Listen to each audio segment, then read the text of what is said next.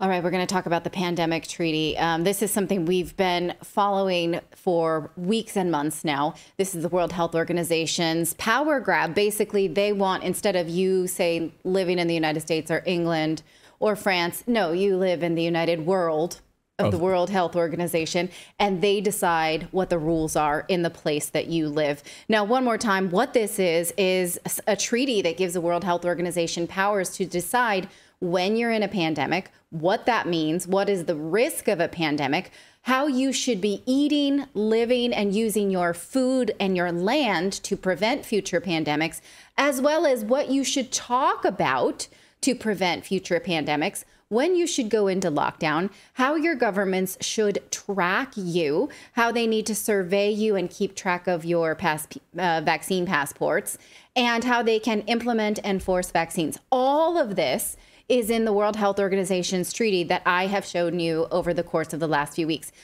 Interestingly enough, you may say, okay, Natalie, that sounds crazy. I'm going to Google it myself.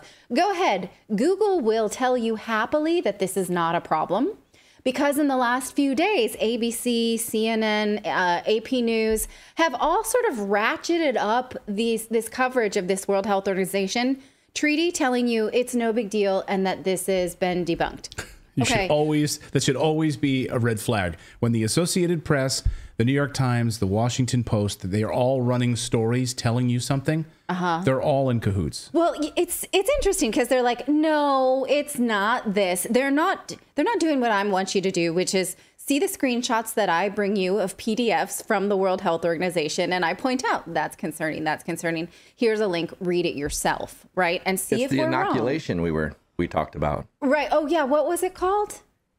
Yeah, it was inoculation where they want to inoculate you against this idea that it's bad. That's right. Idea inoculation or something like that. Yeah, they're telling you we're debunking this and we're the last word on it. And they're pre-bunking it. Yes. And they're sort of pre-bunking it because they know what's about to come. I mean, just do a little Google search on your own you can do this in another tab. Leave us up on a browser if you don't mind. And just search for World Health Organization Pandemic Treaty, and you'll find about 4 or 5 within the last week articles telling you it's totally fine.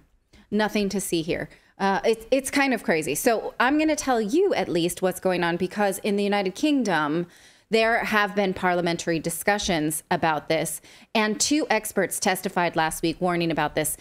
One is Dr. David Bell, who is actually an ex-WHO officer. The other is Garrett Wallace-Brown. He chairs global health policy at the University of Leeds, and they both outlined how this could reshape health policies in a major way. So Dr. Bell, we're going to maybe give a little bit more time to, because he was a former World Health Organization officer. What he said kind of shook me, because he told us that the World Health Organization knew what the health implications would be for lockdowns. Look at this. He outlined how the pandemic treaty gives the power to reach into each country's budget and demand financial contributions as it sees fit. This is true. We showed you just this about 2 weeks ago. This shows that the WHO can develop an evaluation matrix from each member state, meaning they go into that country's books and decide who contributes what. So right now, we know that WHO has been disproportionately invested in by private investors like Bill and Melinda Gates. We know that those investors' interests are put ahead of member states. We also know now that they can put into place this organization which says, we're going to tell you how much you pay us. We'll look at your book. So it will be expensive. Not only that, from Dr. Bell's testimony, he talks about the low mortality rates of COVID and how he says we at the World Health Organization knew that COVID was disproportionately more dangerous for elderly people, virtually not dangerous for other populations, and that we knew what the mortality rates would be, and that played out. He also says, though, that they had predicted other terrible things associated with lockdowns. Watch.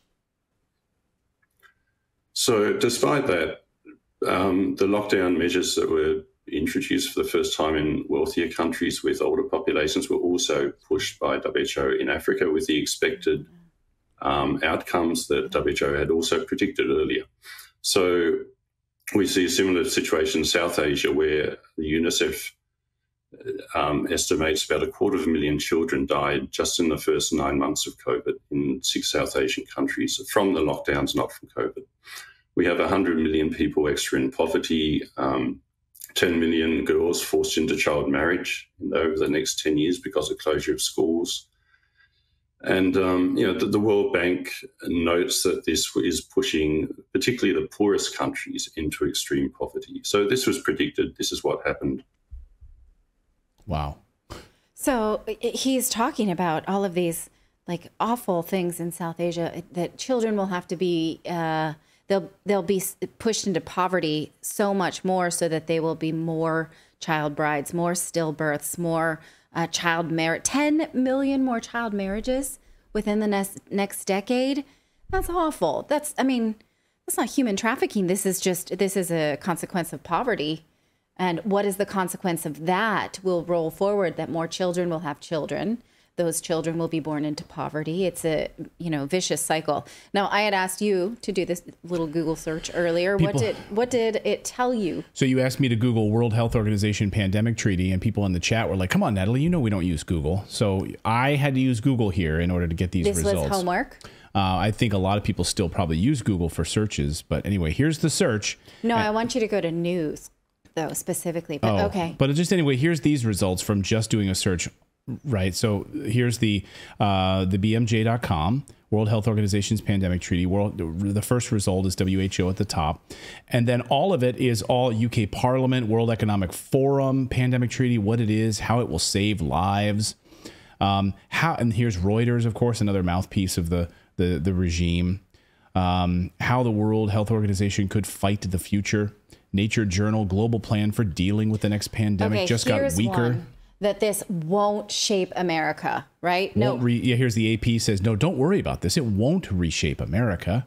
Go to the news tab at the top. But hold on, I want to show something at the bottom. So then it goes to Congress. But here, what I love, the only article that challenges this is a sponsored article from the Epoch Times. Oh, they'll take your money, I guess. So they'll take your money to advertise. So literally, they have to run an ad just to get their article surfaced on why the pandemic treaty is a horrible deal. They have to pay Google in order to get this article to surface. Isn't that crazy? At the bottom, mind you. Bottom of the page. News. You want me to hit the news tab? Yes. Because I see there's a fact check just within the last day. There are a few others that you're not picking up. But in the last week or so, there were many just saying, like, no, it's fine. It's good.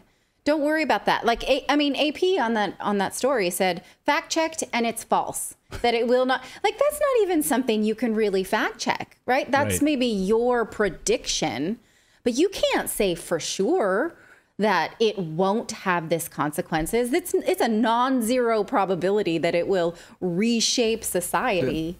Yeah.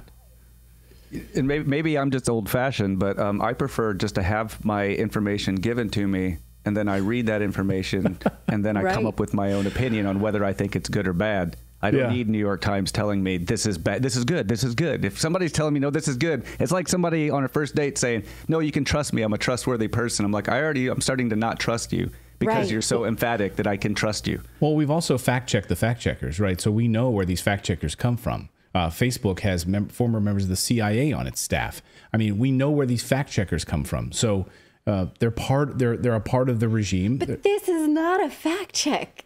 It's a hypothetical situation that this pandemic treaty would reshape society. You cannot declare that true or false. We can't even tell you it's going to happen. We're telling you what powers they're seeking, but I can't tell you it's absolutely going to shape a society, yes or no. That's a stupid fact. Like, it's a declarative finale to a hypothetical situation. And because you can't fact check that. Right. It's stupid. And we here on this show, like, we will point out that this government has never taken more power than it needs. Right. The executive branch has never gotten bigger. They've, after 9/11, haven't expanded the size of government. So if we look at the track record we could say, okay, perhaps that's going to happen, but we don't know because our government is trustworthy and they never want to expand the size of the government, right? Yeah. Okay. I'm picking up your sarcasm heavily. Thank Good. you. Okay. Let's move on to the next person who testified against this. This is George Wallace Brown. He chairs global health policy at the University of Leeds. He worries about the cost of this because here he wrote in the Telegraph recently that this high cost will mean that many, many other health concerns will be swept under the rug. But he also says the problem with this pandemic treaty, which he calls PPP, is that it merely continues our current obsession with vaccine discovery and immunization as the primary means for health security. This approach got us here in the first place and often comes at the expense of other preventative and preparative measures. He says this is concerning. An over-reliance on immunization for health security does not appropriately reflect the empirical evidence, which he says we had during COVID, right? So what he's warning us is that we will be increasingly put into this factory of vaccines as a solution to everything you see. I mean, take a look at what the biopharmaceutical did right after the COVID pandemic is like, ooh, people like solving things with vaccines. We're going to try RSV. We took you through the trials for RSV. They put an RSV vaccine on the market. The trials were not awesome. Refer back to that video. That was a pretty terrible clinical trial, but they're doing it. They're just going to go ahead and do it. So this means that vaccines will be coming faster and bigger. Again, hypothetical. Nobody can fact check this. We are just reading the treaty and talking about what our concerns are. Yeah, let's get a time machine to go and see in the future. Maybe the Associated Press has a time machine. They have a flux capacitor and they can go and see what actually unfolds and like, nope, nothing to worry about here. We've seen the future. I was reading today this article where Don Lemon says he was fired because he wouldn't platform liars and bigots. He didn't want to interview people who were liars and bigots. And I was like, you lied during the COVID pandemic. So how about you deplatform yourself? Either that or apologize, right? And so I thought to myself, if I was CNN, how would I cover this story, this WHO? I can't do it. Come on, pretend you're CNN. Let's role play. You're CNN. The World Health Organization wants all of these powers to save lives. And they're going to be fine with it. It's going to be great, and you're fine. And they did a good job during I can't do it. I don't know. Here's how CNN would do it. They would do it on their morning show, and they would have one of their fake doctors come on, right? One of their on the books, paid for by Pfizer fake doctors or whatever.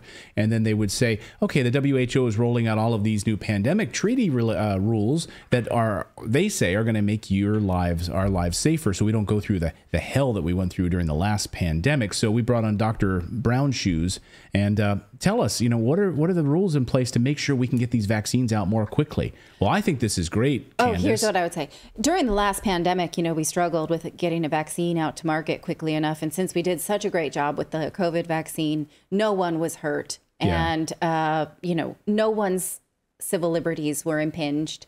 That's why now we want to do more of that. Dr. Brown Shoes, one of the things that was a real struggle is getting these vaccines out for little kids. We wanted to make sure that little kids could get 7 jabs at once, right? Because we didn't manage to do that. And now, will this fix that problem? We fast-tracked the vaccine for COVID, and we fast-tracked all of the clinical trials. The next COVID vaccine had no clinical trials, and we thought that was pretty great. So we're going to go towards the no clinical trials, and we may just be sticking you with Kool-Aid.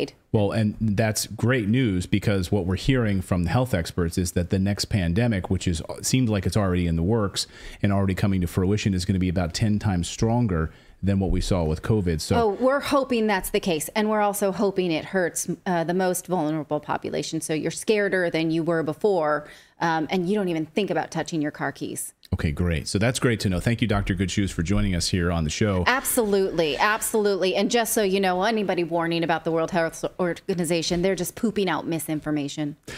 This segment brought to you by Pfizer. When CNN comes back, we're going to have a kid who rescued a dog from an alligator. We'll be right back.